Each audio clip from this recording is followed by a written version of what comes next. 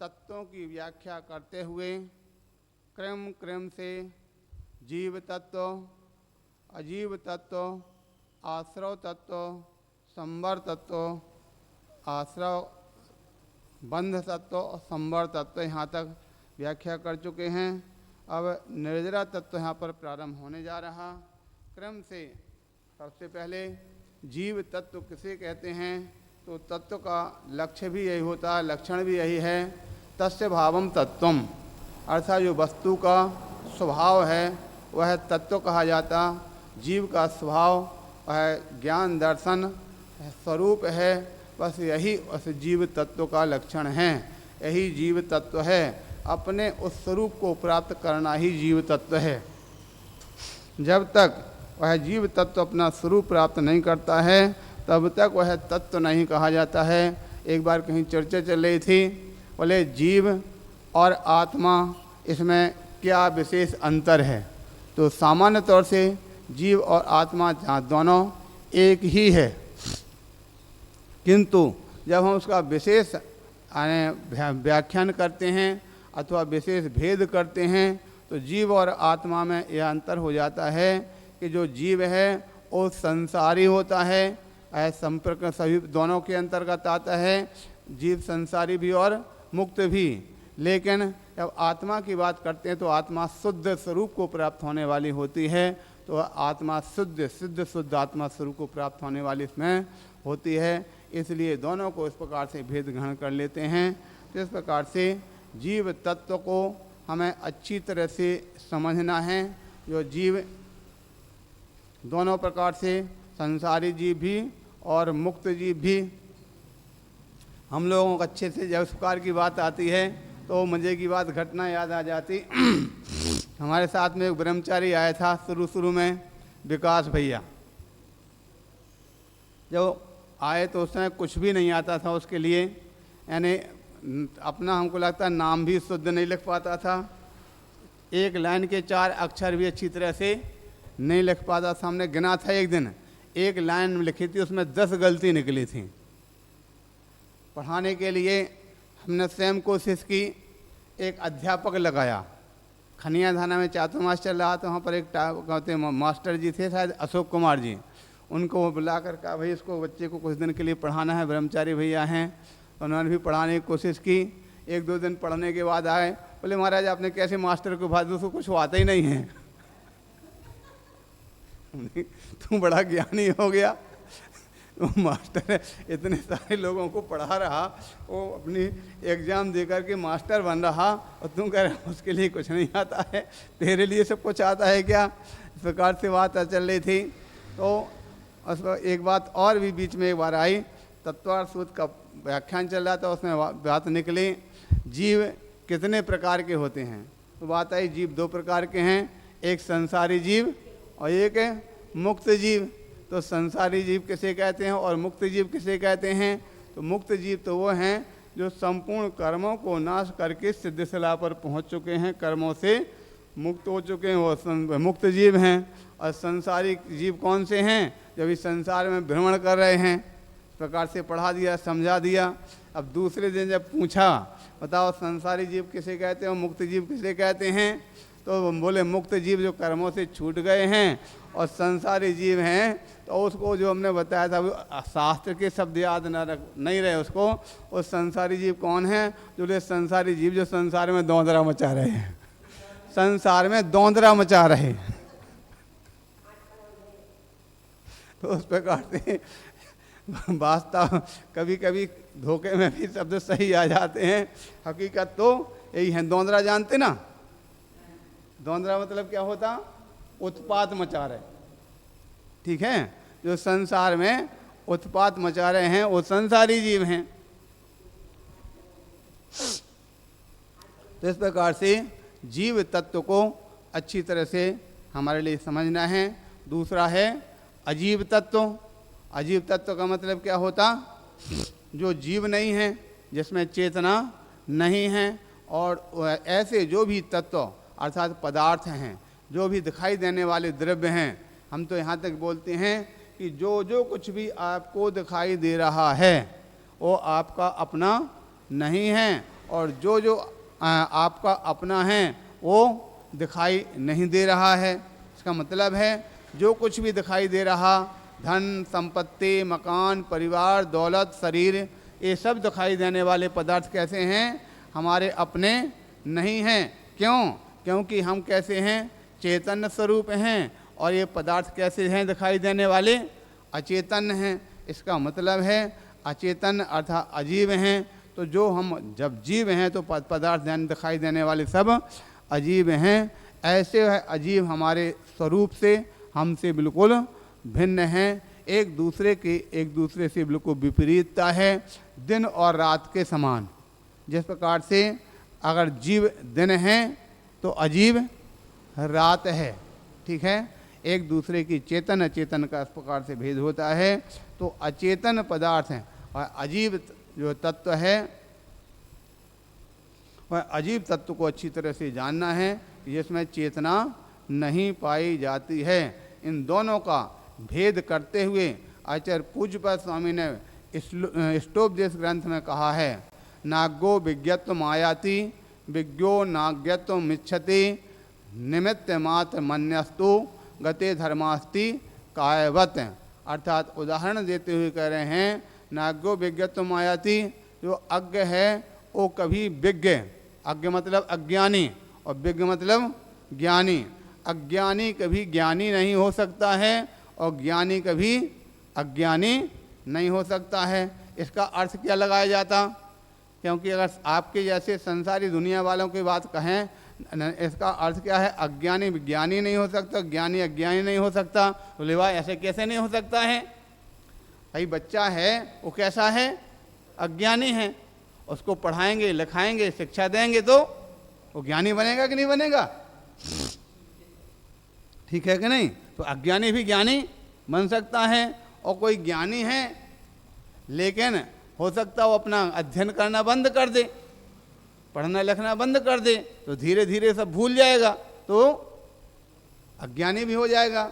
अथवा कभी कभी ऐसा भी हो देखा जाता है कि जो वृद्ध अवस्था आने पर धीरे धीरे धीरे धीरे सारी चीज़ें भूलने लगती हैं। हम लोग जब दिल्ली गए थे तो आचार्य विद्यानंद महाराज से मिले थे, तो उस समय पर लोगों का कहना था कि आचार्य विद्यानंद महाराज ने 10,000 श्लोक याद किए। इतने श्लोक उनको कंठस्थ याद थे और सिद्धांत को अन्य चीज़ें तो कितनी थी उसकी कोई गिनती नहीं। लेकिन तो जब कहीं पिछले बार जब जाते थे किसी प्रकार से कोई जब प्रश्न लेकर के आते तो उनका शास्त्र सम्मत श्लोक सुनाकर वो समाधान भी किया करते थे। लेकिन धीरे धीरे धीरे उनकी अवस्था जब बढ़ती चली गई और देखा जब 90 के करीब पहुंच गए तो जो कुछ भी था उस सब कुछ भूलने लगे। और यहाँ तक कि जो अपने साथ में जो कौन सी क्रिया कब क्या करना, किस प्रकार से क्या करना, वो भी भूलने लगे थे।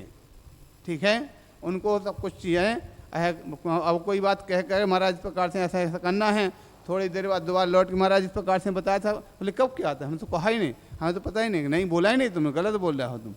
तो इस प्रकार से कहने का तात्पर्य ज्ञानी भी अज्ञानी होने लगता है। लेकिन यहाँ पर ज्ञानी और अज्ञानी का जो उल्लेख आचार्य पूज्यपाद स्वामी ने कहा वो किस में कहा? वो जीव और अजीव में घटित किया गया। अर्थात जीव कैसा है? ज्ञानी है। तो जीव ज्ञानी जीव कभी अज्ञानी नहीं हो सकता है। कुछ ना कुछ ज्ञान तो उसके पास रहेगा ही रहेगा। वह निगोदिया भी क्यों ना हो तो भी उसके पास में है अक्षर कहते पर्याय ज्ञान तो होता ही होता है। और दूसरी ओर जो पुद्गल है वो पुद्गल को कोई कितना भी पढ़ा लिखा करके रक्षुष कर दे लेकिन कभी ज्ञानी बन सकता नहीं है। जैसे कि आज देखा जाता है वर्तमान के विज्ञान ने इतनी ऊंचाई प्राप्त कर लिया, सब कुछ चला दिया, कंप्यूटर बना दिया, मोबाइल बना दिया, यहाँ तक कि मनुष्य भी बना दिया, लेकिन उसके अंदर में जीव नहीं डाल पाए। ठीक है ना, उसमें ज्ञान नहीं दे पाए। तो इस प्रकार से वह अजीव तत्व और जीव तत्व दोनों भिन्न हैं। वह जीव कभी अजीब नहीं हो सकता, अजीव कभी जीव नहीं हो सकता है। इस प्रकार से जीव तत्व अजीव तत्व तीसरे नंबर पर दोनों के संयोग से क्या होता, जीव और अजीव का जब संयोग मिलता है तो संसार चलता है, उससे आश्रव बंध हुआ करता है। इस बात को लेकर जब कभी इस प्रकार की चर्चा आती है तो हमारे लिए हमेशा वह द्रव्य संग्रह की गाथा हमेशा याद आती है। और द्रव्य संग्रह की गाथा में जो उल्लेख किया गया, क्या क्या उल्लेख किया गया, 9 पदार्थ बताए ना। कौन कौन से 9 पदार्थ हैं?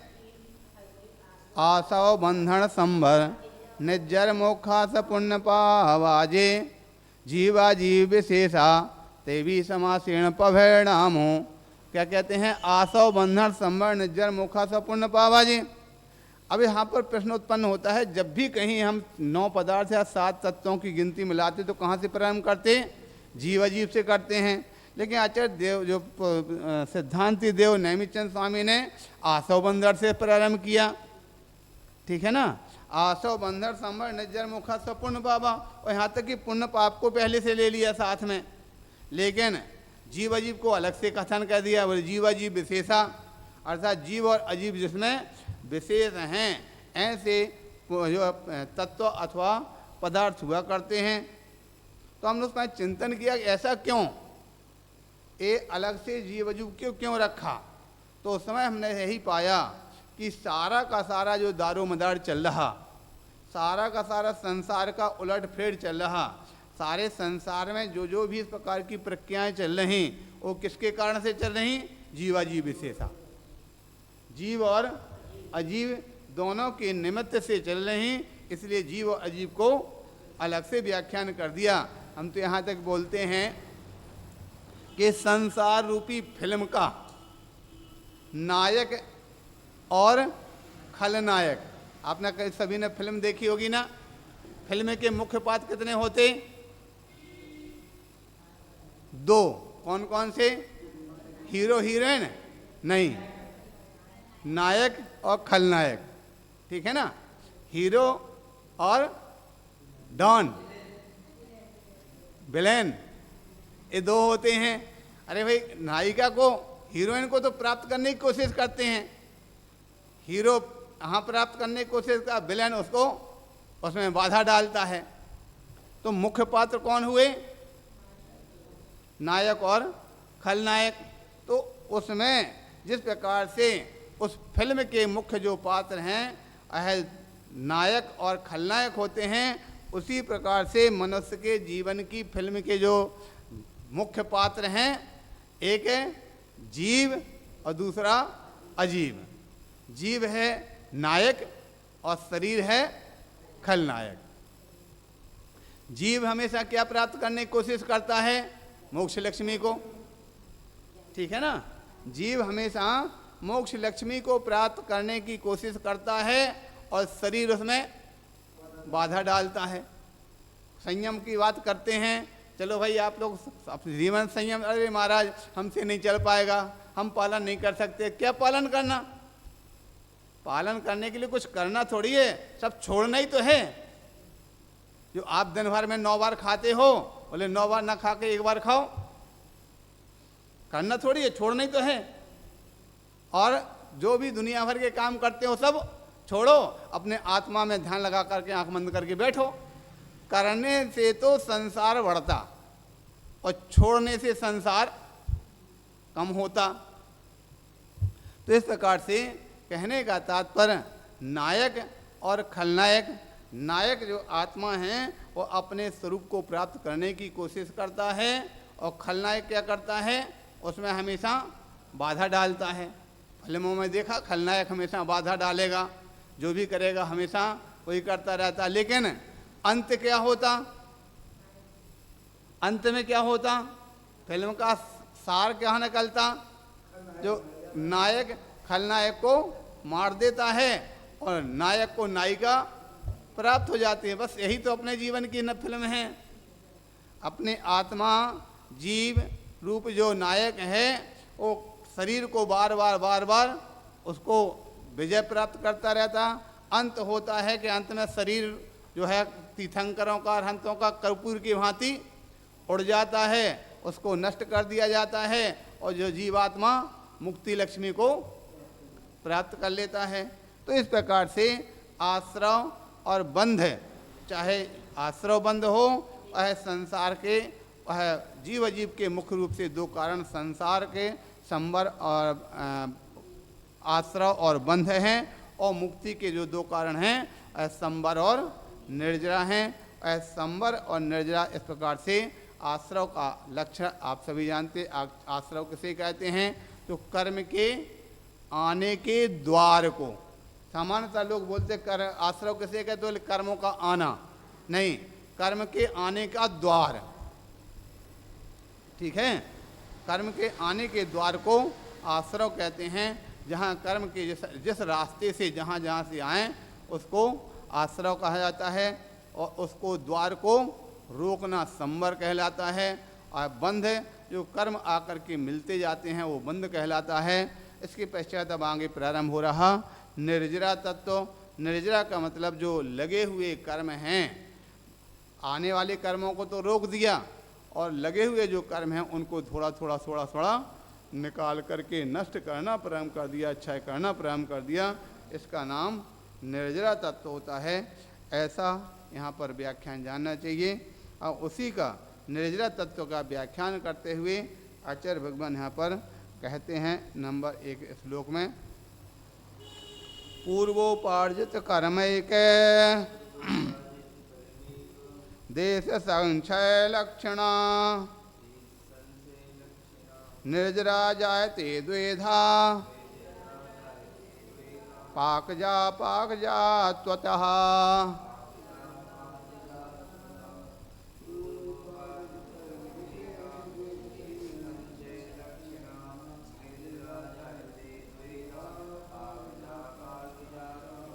पूर्वोपार्जित कर्मों का क्षय एक देश हो कहे जिनेश। होए निर्जरा दो प्रकार से, सविपाक अविपाक, सविपाक अविपाक विशेष।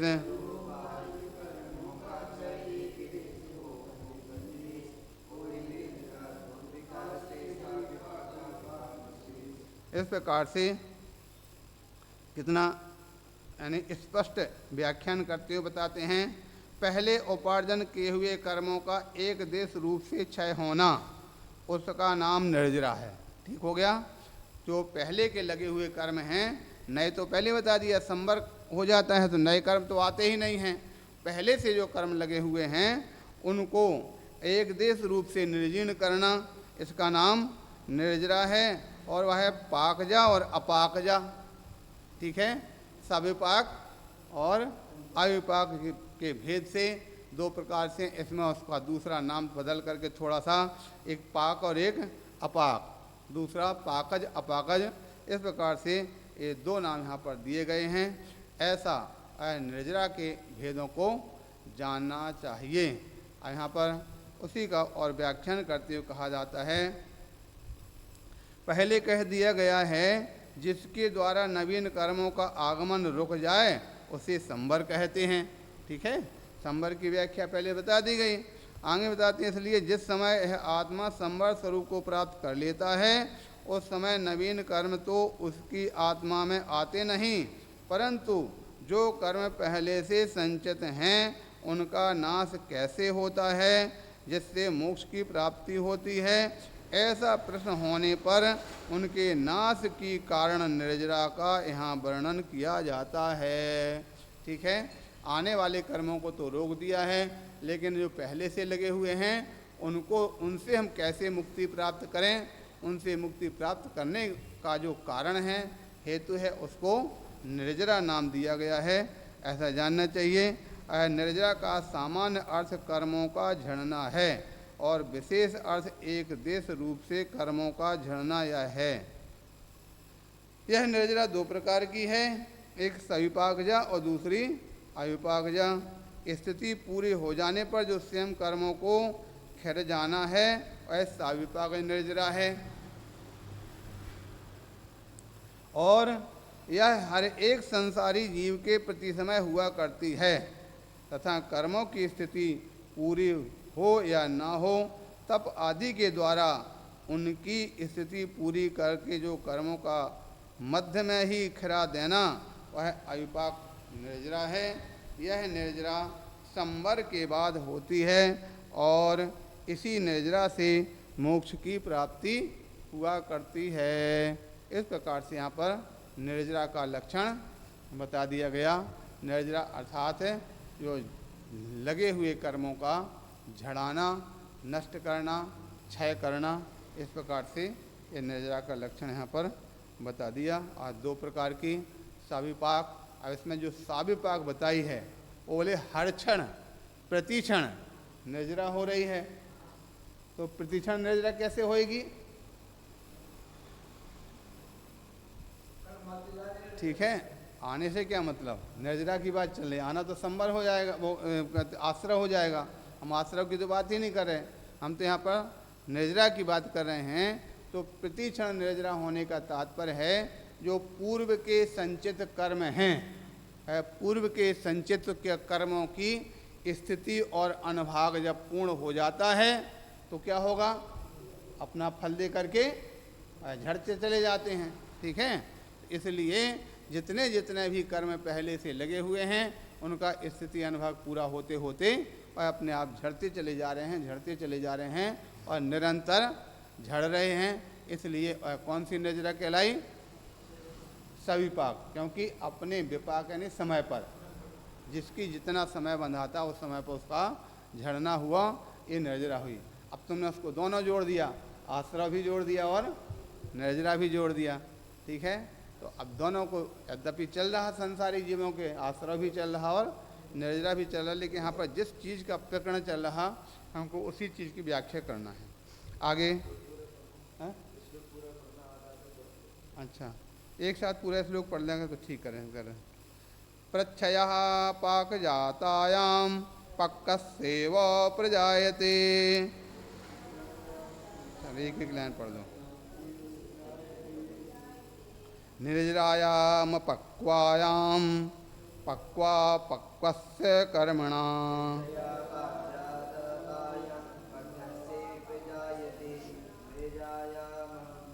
मपक्वायाम,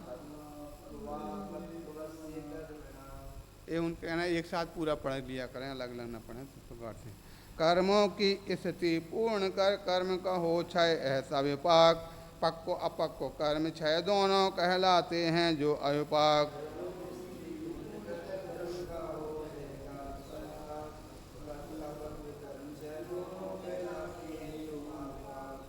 और भी कहते हैं शुष्का शुष्का यथा वृक्षा दह्यन्ते दवहिन्ना। पक्वा पक्वास्तथा ध्यान प्रक्रमेणाघ संचया।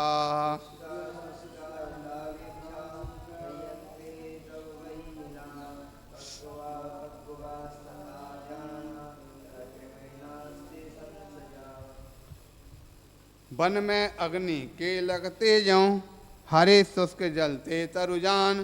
ध्यानाभ्यास से कर्मों का क्षय त्यों ही दोनों होए ध्यान।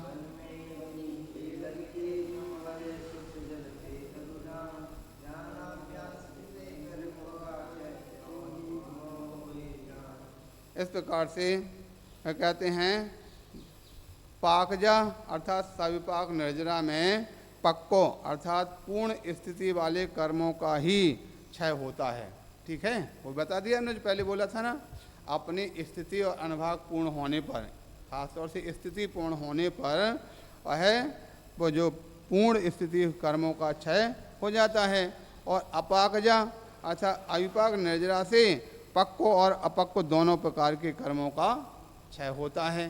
ठीक है, अविपाक निर्जरा से पक्को तो होते ही हैं, अपक्को भी क्षय हो जाता है।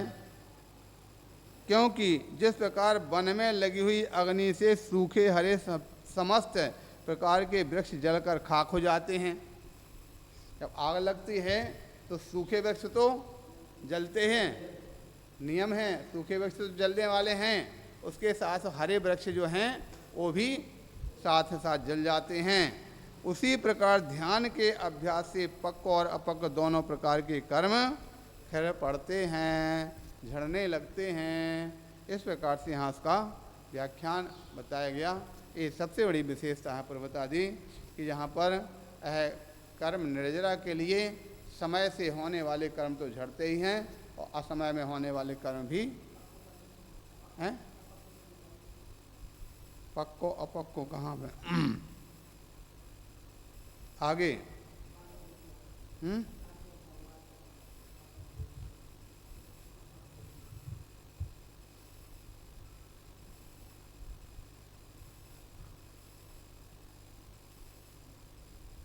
क्या करना है? देख लीजिए, सही नहीं समझ में आ रहा, सब सही तो लिखा।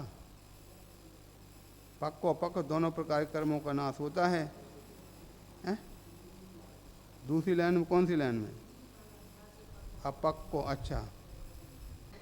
उसका भावार्थ बताते हुए कहा जा रहा, जिस प्रकार वृक्ष पर जब फल पक जाते हैं उस समय वे अपने आप खिर पड़ते हैं, खिरने लगते हैं, झड़ जाते हैं, उसी प्रकार जिस समय कर्म पक जाते हैं अर्थात अपनी स्थिति पूरी कर लेते हैं उस समय स्वयं नष्ट हो जाते हैं। यह सविपाक निर्जरा है। ठीक हो गया। और जिस समय जिस प्रकार डंडे आदि से पके कच्चे दोनों प्रकार के फल मध्य में ही गिरा दिए जाते हैं उसी प्रकार ध्यान के द्वारा पूर्ण स्थिति वाले व अपूर्ण स्थिति वाले दोनों प्रकार के कर्मों का नाश कर देना, यह कौन सा हुआ? अविपाक निर्जरा है। यह सविपाक व अविपाक निर्जरा का प्रचलित दृष्टांत दिया गया है, किंतु यहाँ ग्रंथकार को अहिमत यह दृष्टांत है कि जिस प्रकार वृक्ष सूखकर अपने आप गिर जाता है उसी प्रकार जो कर्मों की स्थिति पूरी होने पर स्वयं खिर जाना है वह सविपाक निर्जरा है। और जिस प्रकार वन में लगी हुई अग्नि से हरे सूखे वृक्ष समस्त प्रकार के वृक्ष जलकर खाक हो जाते हैं उसी प्रकार ध्यान रूपी अग्नि के द्वारा पूर्ण स्थिति वाले व अपूर्ण स्थिति वाले दोनों प्रकार के कर्मों का मध्य में ही नाश हो जाना है वह अविपाक निर्जरा है। यानी अनेक अनेक प्रकार के नए नए उदाहरणों के द्वारा यहाँ पर समझाया जाता है निर्जरा के दोनों प्रकार के भेदों को। अभी तक फल की बात चलती थी, सविपाक निर्जरा अविपाक निर्जरा क्या है। अभी सामान्य तौर से पकाने का उदाहरण चलता था, जिस प्रकार से पाल में आम को दबा के रख दिया जाता था तो पक जाता था, ठीक है। और उसी प्रकार से एक निर्जरा होती है। दूसरा इसमें उदाहरण दिया, जिस प्रकार से पेड़ में लगने वाला फल जो पकेगा तो अपने आप समय पर झड़ जाएगा, लेकिन जो डंडे मार करके झड़ाया जाएगा तो पका और कच्चा दोनों प्रकार के झड़ने लगते हैं। तीसरा उदाहरण यहाँ पे दे दिया गया कि जिस प्रकार से जंगल में जब आग लगेगी तो सूखे वृक्ष तो जलेंगे ही, साथ ही साथ हरे भरे वृक्ष भी जलने लगते हैं। इस प्रकार से अनेक अनेक उदाहरणों के माध्यम से आचार्य भगवान यहाँ पर समझाते हुए यहाँ पर कथन किया गया है। और भी उसी बात का कथन करते हुए बताते हैं। दूरीकृत कषायस्य विशुद्ध ध्यान लक्षण विधत्ते प्रक्रमा साधो कर्मणाम निर्जराम पराम।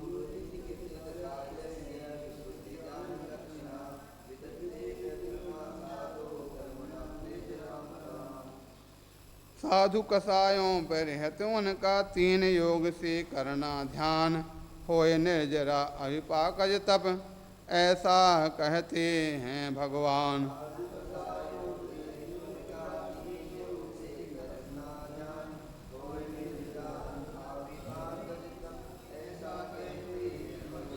ठीक है। इस प्रकार से बताया जा रहा, हे साधु समस्त कषायों से रहित, जो साधु समस्त कषायों से रहित है उसका जो विशुद्ध ध्यान करना रूप अभ्यास है उसके द्वारा अविपाक निर्जरा होती है। ठीक हो गया। संपूर्ण कषायों से रहित है, जो कषायों से सहित हैं उनके लिए कौन सा निर्जरा उनको भी होगी, कौन सी होएगी? सविपाक है। किंतु जो कषायों से रहित हैं उनको कौन सी निर्जरा? अविपाक निर्जरा हुआ करती है, जिसको अपन गुण सान के आधार पर समझें। एक प्रमत्त और दूसरे अप्रमत्त। प्रमत्त गुणस्थान तक होने वाली निर्जरा कौन सी कहलाती? ऐसा विपाक है। और अप्रमत्त से होने वाली है कौन सी होगी? अविपाक निर्जरा होगी।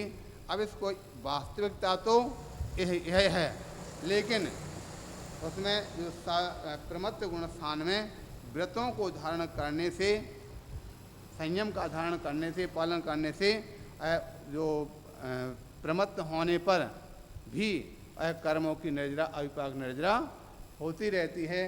क्योंकि निर्जरा का जो क्रम है, निर्जरा कहाँ से प्रारंभ, कौन से गुण स्थान से मानी गई? चौथे गुण स्थान से। ठीक है, चौथे गुण स्थान में कहाँ प्रकार से उल्लेख आता है? निर्जरा का क्रम कहाँ बताया गया?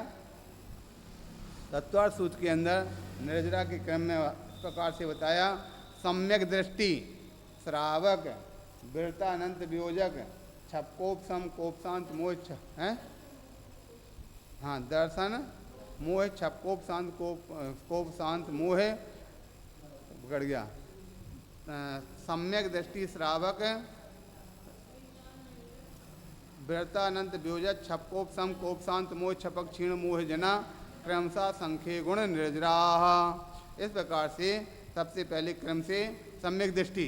अब सम्यक दृष्टि की निर्जरा तो होती है, तो उसकी किसकी अपेक्षा से? असंख्यात गुणी, असंख्यात गुणी होता है, क्रमशः असंख्य गुण निर्जरा। तो सम्यक दृष्टि की असंख्यात गुणी निर्जरा किसकी अपेक्षा लगाई जाएगी? मिथ्या दृष्टि। मिथ्या दृष्टि तो दो प्रकार के हैं, कौन कौन से? एक तो सामान्य मिथ्या दृष्टि और एक है जो सातिशय मिथ्या दृष्टि। ठीक है, सामान्य मिथ्या दृष्टि की तो निरंतर निर्जरा को जो वास्तविक जो मोक्ष मार्ग के कारणभूत निर्जरा होते ही नहीं है। फिर यहाँ किसकी ग्रहण करेंगे? तो सातिशय मिथ्या दृष्टि। और सातिशय मिथ्या दृष्टि का मतलब क्या होता? सातिशय मिथ्या दृष्टि का मतलब है जो सम्यक दर्शन प्राप्त करने के सम्मुख है, सम्यक दर्शन प्राप्त करने के निकट है, सम्यक दर्शन अंतर मुहूर्त में ही सम्यक दर्शन प्राप्त करने वाला है। अर्थात जिसकी जो 5 लब्धियां सम्यक दर्शन संबंधी हैं। कौन कौन सी 5 लब्धियां? क्षयोपशम, विशुद्धि, देशना, प्रायोग और कर्ण लब्धि। तो जिसने 4 लब्धियां तो पूर्ण कर ली, 5वीं लब्धि का भी उसका उपक्रम चल रहा, ठीक है, उस सातिशय मिथ्या दृष्टि वो कहलाएगा। जो सम्यक दर्शन के नज़दीक है, उस मिथ्या दृष्टि, सातिशय मिथ्या दृष्टि की अपेक्षा सम्यक दृष्टि की निर्जरा कितनी होगी? असंख्यात गुणी। ठीक है, और सम्यक दृष्टि की अपेक्षा देशवृत्ति की असंख्यात गुणी, और देशवृत्ति की अपेक्षा महावृत्ति की असंख्यात गुणी। तो इस प्रकार से महावृत्ति की निर्जरा यद्यपि मोक्ष मार्ग में कार्यकारी होती है, लेकिन चूंकि यह ग्रंथ कौन सा है? आध्यात्मिक ग्रंथ है। तो आध्यात्मिक ग्रंथ में वहाँ पर जो व्रत इत्यादि द्रव्य व्रत हैं उसको ज़्यादा महत्व न देते हुए वहाँ पर तो मात्र 2 ही रूप वहाँ बताए गए हैं। एक है संसार जो कहते शुद्ध और दूसरा अशुद्ध। तो जब कसाय से सहत है प्रमत्त तक उसको अशुद्ध रूप माना गया, और जहाँ अप्रमत्त से प्रारंभ होता वहाँ से शुद्ध रूप माना गया। तो यहाँ पर ये कथन कर दिया गया कि जो कसाय से सहत प्रमत्त जीव है उसके होने वाला जो कर्म है उसकी निर्जरा नहीं कही गई, अप्रमत्त से ही निर्जरा उसके लिए जीव के मानी गई। ऐसा यहाँ इसका उल्लेख है, जानना चाहिए, उसकी व्याख्या जानना चाहिए। आगे बताते हैं यह कह दिया जा चुका है कि अविपाक निर्जरा में प्रधान कारण ध्यान और ध्यान उसी योगी का ग्रहण किया गया है जो समस्त कसायों से रहित है। ठीक हो गया ना? वो कहते हैं निर्जरा किसके होती है? योगी के लिए होती है। और योगी के भी कौन से योगी की निर्जरा मानी गई? जो कसायों से रहित है। कसाय तो यहाँ पर मुख्यतः ले लिया, लेकिन वास्तव में तो कसाय के साथ साथ जो प्रमाद में सभी चीज़ें ग्रहण कर ली जाती हैं, इसलिए प्रमत्त जब तक है तब तक उसको निर्जरा नहीं माना गया। जब अप्रमत्त जब प्रारंभ हो जाता है तो वहाँ से निर्जरा का उल्लेख है। यहाँ पर शेष कहा गया समस्त कसायों से रहते, इसलिए जो योगी अविपाक निर्जरा के अभिलाषी हैं उन्हें चाहिए कि वे समस्त कसायों का नाश करके शुद्ध ध्यान का अवलंबन करें, जिससे उनके कर्मों की अविपाक रूप से निर्जरा हो जावे। इस प्रकार से यहाँ कथन किया कि सबसे ज़्यादा कारण संसार में भटकाने वाली अगर हैं तो वो कसाय है। ठीक है, कसायों से निवृत्ति प्राप्त करना है, कसायों से मुक्ति प्राप्त करना है।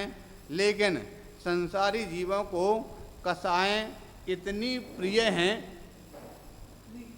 कि अपनी स्वयं की चिंता न करते हुए, स्वयं के गुणों की चिंता न करते हुए कसायों को सबसे ज़्यादा चाहते हैं, कसायों को सबसे ज़्यादा महत्व देते हैं। ठीक है, ठीक उसी प्रकार से जैसे कि संसारी प्राणी हैं उतना अपना शरीर का ध्यान नहीं देते हैं जितना कपड़ों का, कपड़े गंदे ना हो जाएं। शरीर गंदा हो जाए कोई बात नहीं, लेकिन कपड़े गंदे नहीं होना चाहिए। ठीक है, उसी प्रकार से यहाँ पर जीव के लिए कहा गया कि जीव को कसाएं इतनी प्रिय हैं कि उन कसायों को छोड़ना नहीं चाहते हैं। लेकिन भगवान महावीर का सिद्धांत कहता है कि जब तक तुम कसायों से निवृत्ति नहीं प्राप्त करोगे, कसायों से जब तक नहीं छूटोगे, तब तक कभी तुम्हारा मुक्ति होने वाली नहीं है। एक कसाएं तो उसी प्रकार से हैं जिस प्रकार से मीठा कहते है ना, शुगर के रोगी के लिए मिठाई। ठीक है, शुगर का जो रोगी है उसको मिठाई खाने में क्या होगा, खाएगा तो बढ़ेगी और बढ़ेगा तो परेशान हो जाएगा। उसी प्रकार से संसारी जीवों के लिए कसाय, वो शुगर का रोगी परेशान होता रहेगा लेकिन मीठा जरूर खाएगा और मीठा छोड़ सकता नहीं है। उसी प्रकार से संसारी जो प्राणी हैं उनके लिए सब कुछ होने के बाद भी कसाएं इतनी प्रिय हैं कि उनको छोड़ सकते नहीं हैं। और जो वास्तविक चीज़ें हैं जो उसको मिटाने वाली हैं, क्या कसाय के विपरीत क्या होता, समता भाव। ठीक है, कसाय के विपरीत समता भाव। और समता भाव जो वास्तव में कसायों तो आत्मा के गुणों को प्राप्त कराने वाला है, वो कड़वा लगता है। नीम है ना, नीम उस तुम्हारी डायबिटीज को, शुगर को कम करेगी, लेकिन नीम कड़वी लगती, खाने में दिक्कत जाती है। इसी प्रकार से समता भाव धारण करने के लिए आचार्य भगवंत कहते हैं वही समता भाव धारण करो, कसाय समाप्त करो। तो समता भाव तो धारण किया नहीं जाता, समता तो अंदर में आ नहीं पाती है और कसायों को जबरदस्ती और वहाँ पर रोकते चले जाते हैं। ऐसा यहाँ पर आचार्य भगवान है कहते हैं। तो कसायों से निवृत्ति पाना हमारे जीवन का सबसे बड़ा लक्ष्य होना चाहिए।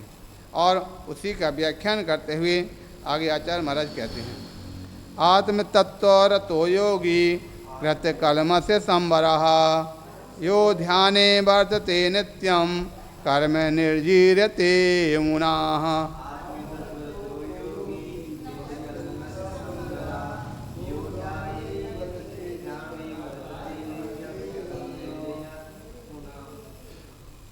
इस प्रकार से योगी आत्म तत्व में रत हो कर्मों के हैं संवर्जान, ध्यानालीन के होए निर्जरा, ऐसा कहते हैं भगवान। हाँ, इस प्रकार से हाँ, और कहते हैं जो योगी आत्म तत्व में लीन है और कर्मों का संवर कर चुके हैं, वे जिस समय ध्यान में लीन होते हैं उस समय उनके कर्मों की निर्जरा होती है। ठीक हो गया। यहाँ सीधी सीधी बता रहे हैं, आत्म तत्व में जो आत्म स्वरूप में लीन हैं और कर्मों का संवर कर चुके हैं, दोनों बता दिया। सबसे पहले हर जगह घूम फिर कर के बात निर्जरा के पहले संवर की बात जरूर आएगी कि संवर जब करेंगे तभी निर्जरा कार्यकारी होती है, किंतु अगर संवर नहीं किया तो निर्जरा कार्यकारी होने वाली नहीं है। इसीलिए सभी जगह कथन किया जाता है, संवर सहित करो तप प्राणी, मिले मुक्ति रानी, इस दुल्हन की यही सहेली। कौन सी दुल्हन? मोक्ष रूपी दुल्हन की सहेली कौन सी है? निर्जरा है। ठीक है, तो यहाँ पर संवर सहित करो तब प्राणी। अब संवर कैसे होता, तो संवर के हेतु सब पहले पढ़ चुके हैं। अब निर्जरा के हेतु क्या हैं, तो तपसा निर्जरा, यानी तप एक ऐसा है कि जिससे संवर भी होता है और निर्जरा होता है। तो हम एक बार चिंतन कर रहे थे कि संवर में तप और निर्जरा दोनों कैसे हैं, कोई उदाहरण क्या है।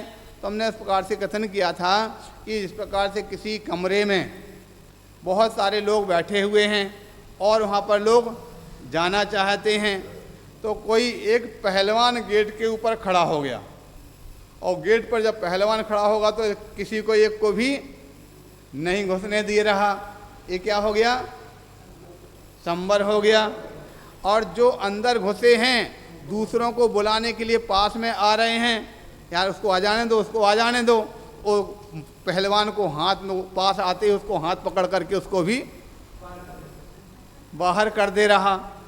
ठीक है, तो है हाँ, जो अंदर से दूसरे वाले को भी उसको अंदर आ जाने दो, जैसे उसको पास में जाता है वो कहने के लिए, तो उसको हाथ पकड़ के उसको भी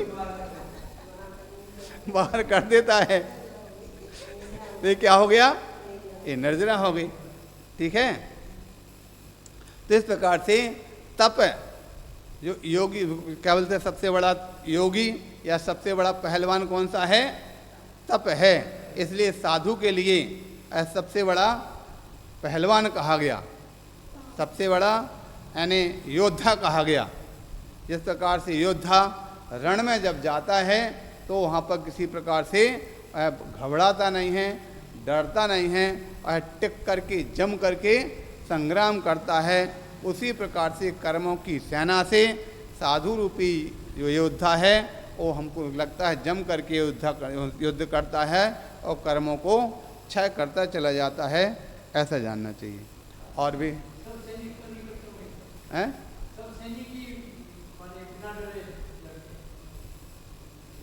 सब लड़ते, सैनिक क्यों लड़ते हैं? सैनिक भी लड़ते हैं, सेनापति भी लड़ते हैं, राजा भी लड़ते हैं, सबको जब अपने देश के प्रति जिसको यानी गर्व होता है, अपने देश के प्रति समर्पित भाव होता है तो लड़ते हैं। अब यहाँ पर आके कोई हमसे कुछ कहने लग जाए तो तुम शांत बैठोगे क्या? हैं? तो इसी प्रकार से उन सैनिकों के लिए अपना देश प्रिय है, तुम्हारे लिए अपना संघ गुरु प्रिय है। संघ के प्रति कोई इस प्रकार से कोई बात उठाएगा तो तुरंत उसके सामने लड़ जाएंगे, कसम ने कैसे क्यों किया, ऐसा क्यों कहा। तो जिसका समर्पण है वही लड़ेगा, जिसका समर्पण नहीं है वो नहीं लड़ेगा। वो कहते पीछे हाँ, या तो समर्पण होगा तो लड़ेगा, या समर्पण के अलावा कभी कोई ऐसे भी होते हैं जो नहीं, जो दब्बू डरपोक लोग होते हैं। हाँ, डरपोक जो आता ना, एक कोई हमने घटना पढ़ी थी, उसमें कहा गया था कि जो क्षत्रिय वीर पुरुष होते हैं वही युद्ध में जाकर के पीठ दिखा करके नहीं भागते, चाहे प्राण तो देते हैं लेकिन पीठ दिखा करके नहीं भागते। घटना इस प्रकार से कुछ आती है, एक बार एक राजा था और राजा के यहाँ राजकुमार था, उसकी जो रानी कहीं गई हुई थी, धाय वहाँ पर बच्चे को खिला रही थी, बच्चा रोने लगा तो धाय भी उस समय उसका भी बच्चा था, तो धाय ने अपना दूध पिला दिया, राजकुमार को धाय ने अपना दूध पिला दिया। कुछ समय के बाद जब बच्चा बड़ा हो गया, राजकुमार तो जाके सेनापति बन गया या युवराज बन गया। युवराज बन करके जब पड़ोसी से युद्ध करने के लिए जाता है तो युद्ध करते करते देखा कि सामने पड़ोसी जो राजा था वो उसकी सेना ज़्यादा तेज बढ़ने लगी, तो वहाँ लौट करके वापस प्राण बचा के भाग के आ जाता है। जब घर पर आया तो उसकी माँ ने देखा, राज रानी ने देखा, अरे मेरा बेटा पीठ दिखा करके हार करके युद्ध में भाग करके आ गया। वीर पुरुष की तो ये शक्ति होती है कि कभी पीठ दिखा करके नहीं भागते हैं, प्राण दे करके आते हैं। जब उस रानी ने उसको कैसी शिक्षा देना चाहिए बच्चे के लिए, तो जब भोजन करने के लिए बैठा तो उसने लोहे के पात्र में खाना परोस दिया। जैसे लोहे के पात्र में खाना परोसा तो उसके पश्चात दिखा, अरे माँ क्या सोने के चांदी के बर्तन सब खत्म हो गए क्या जो लोहे के पात्र में? तो उस समय माँ ने कहा, बोले भाई बेटा, स्वर्ण पात्र में और रजत पात्र में तो जो वीर पुरुष होते हैं वही भोजन करते हैं। वीर पुरुषों के लिए स्वर्ण और पात्र और रजत पात्र होते हैं, कायर पुरुषों के लिए तो लोहे पात्र ही काफ़ी होता है।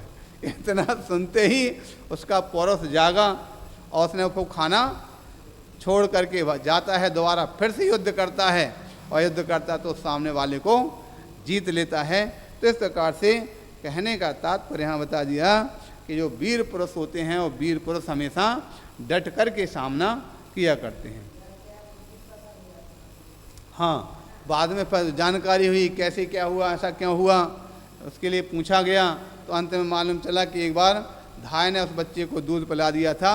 उस एक बार के धाय के द्वारा पिलाए गए दूध का इतना असर हुआ कि उसके अंदर कायरता के गुण आ गए। इसीलिए शास्त्रों में जो कहा जाता है, लोक व्यवहार में कहा जाता है, जैसा खाओ अन्न वैसा होगा मन, जैसा पियो पानी वैसी होगी वाणी।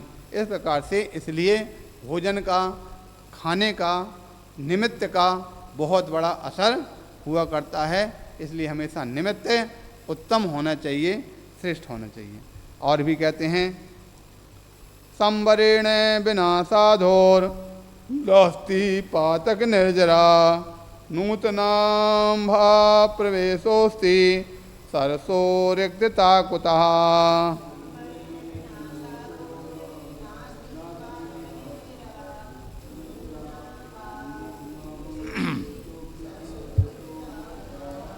और कहते हैं, जिस ज्यों नवीन जल के आने पर खाली नहीं सरोवर होय, बिन संबर के कर्म निर्जरा अविपाकी ना होवे सोय।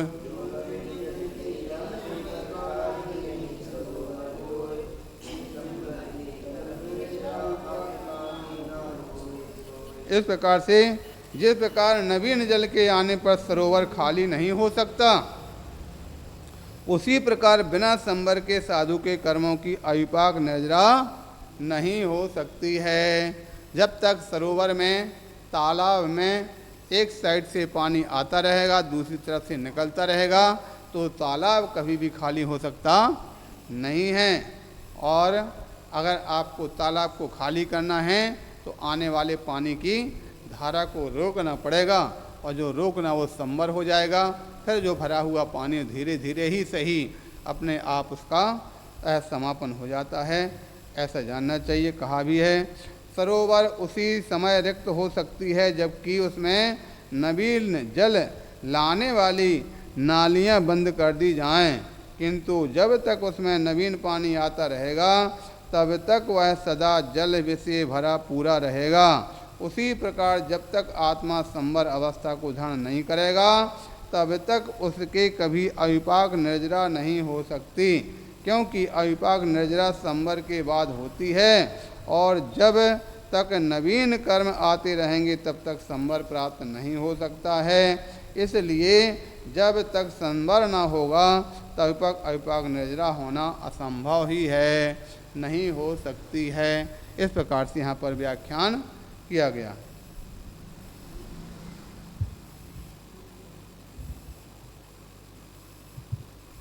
और भी आगे कहते हैं, रत्नात्रयमयं ध्याने आत्मरूपे परूपकम् अनन्य गत चित्तस्य विधत्ते कर्म संचयम्।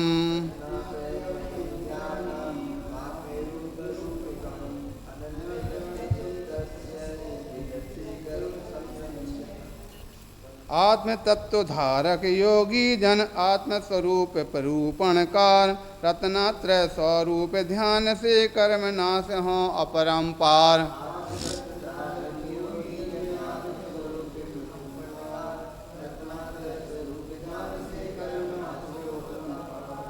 इस प्रकार से और भी अंत कथन करते हुए कह रहे हैं, जो योगी अनन्यगत चित्त का धारक है, अनन्यगत चित्त और अन्यगत चित्त, ठीक है। अन्यगत अर्थात जिसका मन अन्य पदार्थों में लगा वो अन्यगत हुआ, और जिसका चित्त अपने आप में लगा है वो अनन्यगत है।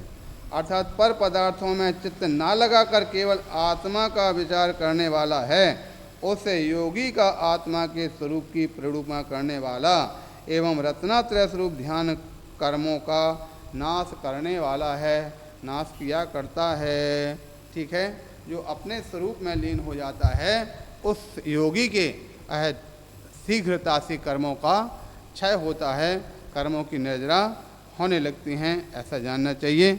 भावार्थ के रूप में यहाँ पर कहा जा रहा, मन की गति बड़ी चपल है, चंचल है, जब तक यह पर पदार्थों में फंसा रहता है, आत्मा का विचार न कर पर पदार्थों का ही विचार करता रहता है, तब तक कभी यह रत्नात्रय स्वरूप और आत्मा के वास्तविक स्वरूप को प्ररूपण करने वाले ध्यान को प्राप्त नहीं हो सकता।